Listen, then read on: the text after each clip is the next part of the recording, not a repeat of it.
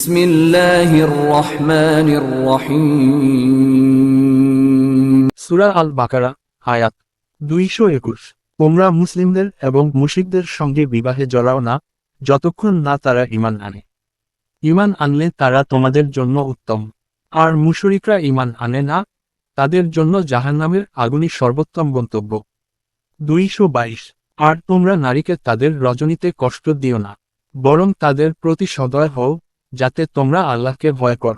223। নারী তোমাদের জন্য মাঠের মতো, তাই তোমরা তোমাদের ইচ্ছামতো তাদেরকে নাও, তবে আল্লাহর হদায়েত অনুসারে। 224। আল্লাহকে তোমরা শপথের মাধ্যমে প্রতারণা করো না, যা মানুষের মধ্যে প্রতারণার কারণ হয়ে যায়। 225। আল্লাহ প্রতিশ্রুতিশীল নয় যে তিনি শপথ ভঙ্গকারীদের শাস্তি দেবেন না, বরং তিনি যা চান তা করবেন। 226। যারা কিতাব পেয়েছে এবং ঈমান আনে না, তারা কখনোই আল্লাহর রহমতের অংশ পাবে না। 227। যারা তাওবা করে, সংশোধন করে এবং আল্লাহর নির্দেশ অনুসরণ করে, তাদের জন্য রয়েছে বড় প্রতিদান। 228। মাতাদের অধিকার এবং সন্তানদের অধিকার সম্পর্কে সতর্ক হও। 229। যদি কেউ অন্যের সম্পদ অবৈধভাবে দখল করে, তাকে শাস্তি দাও।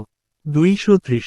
যদি কেউ স্ত্রী থেকে বিচ্ছেদ করে, সে পুনরায় তার স্ত্রীকে নিতে পারে না, যতক্ষণ না সেই নারী অন্য কারোর সঙ্গে বিবাহিত হয় এবং তারপর বিধবা বা তালাকের মাধ্যমে মুক্ত হয়। এটি আল্লাহর বিধান।